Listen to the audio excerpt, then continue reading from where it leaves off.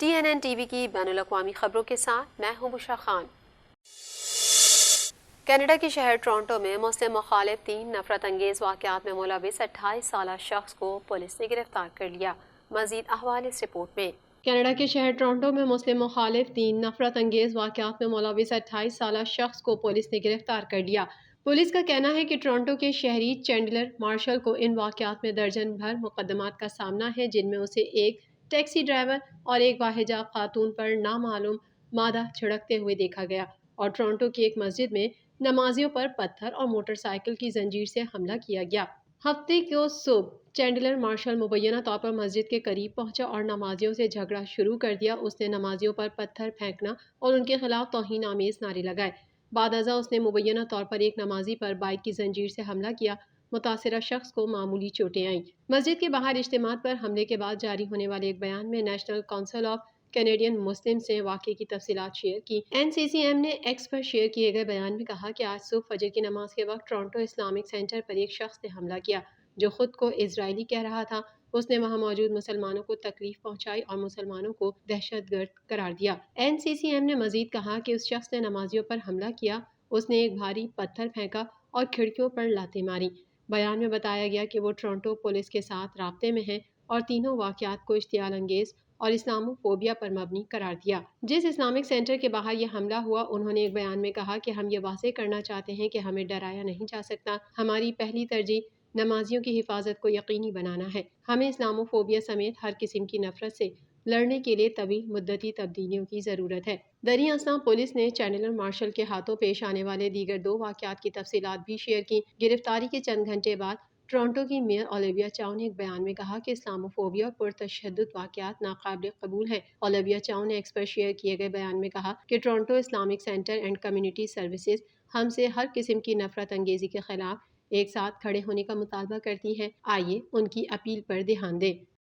Canada کے وفاقی new Democrat رہنما جگمیت سنگھ نے کہا ہے کہ وزیر اعظم جسٹن ٹروڈو کا کینیڈینز کی جدوجہد سے رابطہ ختم ہو گیا ہے، جبکہ کنزرویٹو لیڈر پیئر پالیور صرف باقاعدہ لوگوں کی پرواہ کرنے کا ڈرامہ کرتے ہیں۔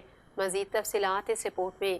کینیڈا کے وفاقی نیو ڈیموکریٹ رہنما جگمیت سنگھ نے کہا ہے کہ وزیر اعظم جسٹن ٹروڈو کا کینیڈینز کی جدوجہد سے رابطہ ختم ہو گیا ہے، جبکہ کنزرویٹو لیڈر پیئر پالیور صرف باقاعدہ لوگوں کی پرواہ کرنے کا ڈرامہ کرتے ہیں۔ سنگھ نے برٹش کولمبیا NDP کے کنونشن میں شرکت کرنے والے 700 سے زیادہ مندوبین سے خطاب کے دوران اپنے 2 سیاسی حریفوں پر تنقید کے نشتر چلائے۔ انہوں نے کہا کہ مہنگائی کے مسائل کے بارے میں پالیور کی عوامی تشویش ایک ایکٹ ہے اور ٹروڈو یہ نہیں سمجھتے کہ کینیڈین اعلیٰ زندگی کے اخراجات کے ساتھ کیسے گزر رہے ہیں۔ سنگھ نے کہا کہ میں نے ٹروڈو کی حکومت کو قریب سے دیکھا ہے۔ سنگھ کے نیو ڈیموکریٹس لبرل اقلیتی حکومت کے ساتھ اعتماد اور فراہمی کے معاہدے میں ہیں۔ میرا مطلب یہ نہیں ہونا چاہیے، لیکن ہمارے ایک رکن پارلیمنٹ نے لبرلز کے ساتھ کام کرنے کو کشتی کی ایلیل کی طرح بیان کیا ہے جو تیل میں بھیگی ہوئی ہے۔ سنگھ نے کہا کہ لبرلز اپنا زیادہ تر وقت مسائل سے دور ہونے کے بجائے ان سے ملنے کی کوشش میں صرف کرتے ہیں۔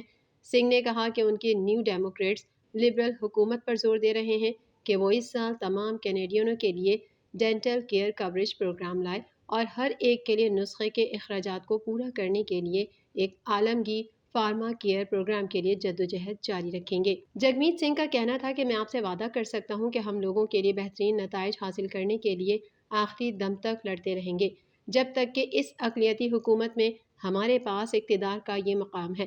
ہم نے ہر روز اسٹیبلشمنٹ لبرلز اور کارپوریٹ کنزرویٹو کے خلاف لڑائی لڑی ہے۔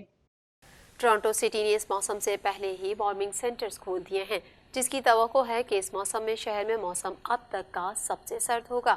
مزید احوال اس رپورٹ میں۔ ٹورانٹو سٹی نے اس موسم سے پہلے ہی وارمنگ سینٹرز کھول دیے ہیں، جس کی توقع ہے کہ اس موسم میں شہر میں موسم اب تک کا سب سے سرد ہوگا۔ شہر نے شام 5 بجے 3 مراکز کھولے۔ اتوار کے ساتھ پیر کی صبح تک رات بھر درجہ حرارت -5 سینٹی گریڈ تک گرنے کی توقع ہے۔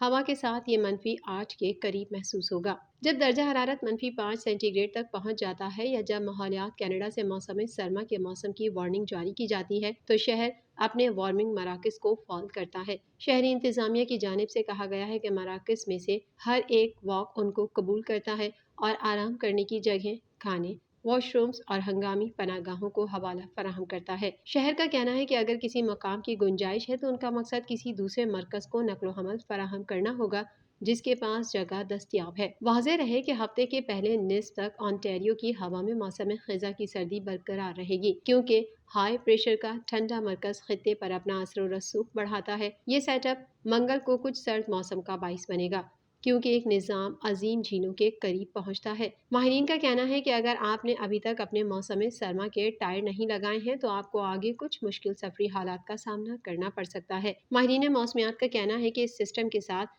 سب سے بڑی برف باری کا امکان مشرقی آنٹیریو میں ہوگا، جہاں کل 8 سے 10 سینٹی میٹر کا اضافہ ہو سکتا ہے، کیونکہ بدھ کی صبح سے پہلے کے اوقات میں یہ سسٹم آسان ہو جاتا ہے۔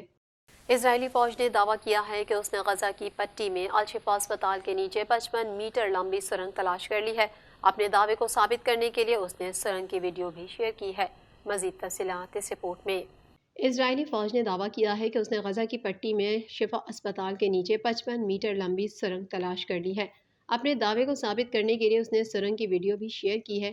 اسرائیلی فوج نے کہا کہ وہ داخلی سلامتی سروس اور انٹیلیجنس سروس کی طرف سے فراہم کردہ معلومات کی بنیاد پر سرنگ کو سامنے لانے کے لیے شفا اسپتال منتقل ہوئے۔ عرب میڈیا کے مطابق فوج نے ایک ویڈیو کلپ کے ساتھ ایک فوجی بیان میں وضاحت کی کہ سرنگ 10 میٹر کی گہرائی میں واقع ہے۔ دوسری طرف عالمی ادارہ صحت نے کہا کہ اسپتال میں اب بھی درجنوں مریض موجود ہیں۔ بیان میں مزید کہا گیا کہ یہ سرنگ، جس سے ایک گہری سیڑھیاں داخل دروازے کی طرف جاتی ہیں، اس کو مختلف دفاعی اقدامات سے لیس کیا گیا ہے۔ اس میں ایک بالائی دروازہ اور فائرنگ کا سوراخ بھی موجود ہے۔ اس قسم کا دروازہ حماس ہماری افواج کو داخل ہونے سے روکنے کے لیے استعمال کرتی ہے۔ یہاں حماس کا ہیڈ کوارٹرز اور اس کے زیر زمین اثاثے موجود ہیں۔ عرب میڈیا کے مطابق فوج نے یہ بھی کہا کہ اسے سرنگ کے کھلنے کے وقت ایک کار ملی جس میں بہت سے ہتھیار تھے۔ فوجی بیان سے ظاہر ہوتا ہے کہ اسرائیلی فوج سرنگ کے راستے کھولنے کی کارروائیاں جاری رکھے ہوئے ہیں۔ مزید برآں فوج کے ترجمان اویچائی ادرائی نے ایکس پر انکشاف کیا کہ حماس کے 100 سے زائد ارکان کو گرفتار کر لیا گیا ہے۔ ان میں 3 وہ ارکان بھی ہیں جنہوں نے 7 اکتوبر کے حملے میں حصہ لیا تھا۔ فلسطینی ہلال احمر نے بتایا کہ اس کے ایمبولینس کے عملے نے اتوار کو عالمی ادارہ صحت اور اقوام متحدہ کے دفتر براہ رابطہ برائے انسانی امور کے تعاون سے شفا اسپتال سے قبل از وقت پیدا ہونے والے 31 بچوں کو نکال لیا ہے۔ ان بچوں کو بعد میں منتقل کر دیا گیا۔ یہ میڈیکل کمپلیکس اس وقت زمینی کارروائیوں کے مرکز میں تبدیل ہو گیا تھا جب بدھ کو اسرائیلی فوج نے اس پر دھاوا بول دیا تھا اور اپنے حملے کا جواز پیش کرتے ہوئے کہا تھا کہ حماس اس اسپتال کے تہ خانوں کو استعمال کر رہی ہے۔ تاہم اسرائیلی فوج نے اس اسپتال کو کھنگال ڈالا، مگر وہ اسپتال میں حماس کے کسی مرکز کی موجودگی ظاہر نہ کر سکی تھی۔ حماس کی طرف سے بارہا اسرائیلی الزام کی تردید کرتے ہوئے مطالبہ کیا گیا ہے کہ اقوام متحدہ کی ایک کمیٹی اس معاملے کی تحقیقات کے لیے بھیج دی جائے۔ عرب میڈیا کے مطابق اسرائیلی ٹینکوں کے حصار میں موجود شفا میڈیکل کمپلیکس سے ہفتے کو سینکڑوں افراد پیدل جنوب کی طرف نکلے۔ صلاح الدین اسٹریٹ پر ان پر حملہ کر دیا گیا۔ صہیونی فوج کے اس حملے کے بعد سڑک پر لگ بھگ 15 لاشیں بکھری ہوئی دیکھی گئیں۔ یاد رہے 7 اکتوبر سے شروع ہونے والی اس جنگ میں 44 دنوں کے دوران 13,000 سے زائد فلسطینی شہید ہو چکے ہیں، جن میں 6,000 فلسطینی لاپتہ ہیں جن کے بارے میں خیال ہے وہ بھی شہید ہو چکے ہیں اور ان کی لاشیں عمارتوں کے ملبے تلے موجود ہیں۔ دوسری جانب غزہ میں اسرائیلی مظالم کی حمایت کرنے پر امریکی صدر جو بائیڈن کی مقبولیت میں کمی آ گئی، جس کے نتیجے میں مستقبل میں ان کی صدارت خطرے میں پڑ سکتی ہے۔ امریکی میڈیا کا کہنا ہے ایک سروے میں غزہ جنگ پر بائیڈن کے طرز عمل کو 70% ووٹرز نے مسترد کر دیا۔ رپورٹ کے مطابق ڈیموکریٹک پارٹی کے ووٹرز میں بھی جو بائیڈن کی مقبولیت میں 40% کمی آئی ہے، جبکہ سروے میں شامل 18 سے 34 سال کے زیادہ تر امریکیوں نے اسرائیلی حملوں کو حد سے متجاوز قرار دیا۔ خیال رہے کہ امریکہ میں اگلے سال صدارتی انتخابات ہونے والے ہیں۔ جو بائیڈن بھی صدارتی امیدوار ہیں، جبکہ صدارتی انتخابات میں ڈونلڈ ٹرمپ بھی ایک بار پھر حصہ لینے کا اعلان کر چکے ہیں۔ ایران نے جدید ہائپر سونک میزائل الفتح کی رونمائی کر دی۔ نمائش میں ایرانی ساختہ ڈرون غزہ بھی رکھا گیا تھا۔ نمائش میں شارٹ رینج پروجیکٹائلز کی بھی رونمائی کی گئی۔ ایران کی جانب سے جدید ترین ہائپر سونک میزائل فتح کی رونمائی کر دی گئی۔ میزائل کی رونمائی ایرانی سپریم لیڈر آیت اللہ خامنہ ای کے ایران میں جاری اسلحے کی نمائش کے دوران کی گئی۔ ایرانی میڈیا کا اس حوالے سے کہنا ہے کہ الفتح میزائل ایران کی ہائپر سونک میزائل ٹیکنالوجی میں جدید اور اہم تبدیلیوں کے بعد پیش کیا گیا ہے۔ میڈیا رپورٹ کے مطابق پاسداران انقلاب کی ایرو اسپیس ڈویژن کے زیر انتظام ایرانی یونیورسٹی میں جاری اسلحے کی نمائش میں الفتح ہائپر سونک میزائل کی رونمائی کے علاوہ دیگر ہتھیاروں کے ساتھ ایرانی ساختہ ڈرون غزہ بھی رکھا گیا تھا۔ نمائش میں شارٹ رینج پروجیکٹلائز کی بھی رونمائی کی گئی، جبکہ ایران کے نئے ایئر ڈیفنس سسٹم مہران شاہد سیریز کی ہے نام ایئر وہیکل اور 9 ٹئی میزائلوں کا جدید ورژن بھی پیش کیا گیا۔ دوسری جانب ایران کے لیڈر آیت اللہ خامنہ ای نے کہا مسلم ریاستوں کو اسرائیل سے سیاسی تعلقات منقطع کرنے چاہیے۔ رپورٹ کے مطابق خامنہ ای نے مسلم ریاستوں پر زور دیا ہے کہ وہ کم از کم ایک محدود مدت کے لیے اسرائیل کے ساتھ سیاسی تعلقات منقطع کر لیں۔ گزشتہ ہفتے سعودی عرب کے دارالحکومت میں اسلامی تعاون تنظیم اور عرب لیگ کے ارکان کے درمیان مشترکہ سربراہی اجلاس کے دوران مسلم ممالک نے ایران کے صدر ابراہیم رئیسی کی درخواست کے مطابق اسرائیل پر وسیع پیمانے پر پابندیاں عائد کرنے پر اتفاق نہیں کیا۔ سپریم لیڈر نے کہا بعض اسلامی حکومتوں نے عالمی اداروں میں بظاہر اسرائیلی مظالم کی مذمت کی، لیکن بعض نے تو صہیونی جرائم کی مذمت تک نہیں کی، جو کسی بھی طرح ناقابل قبول ہے۔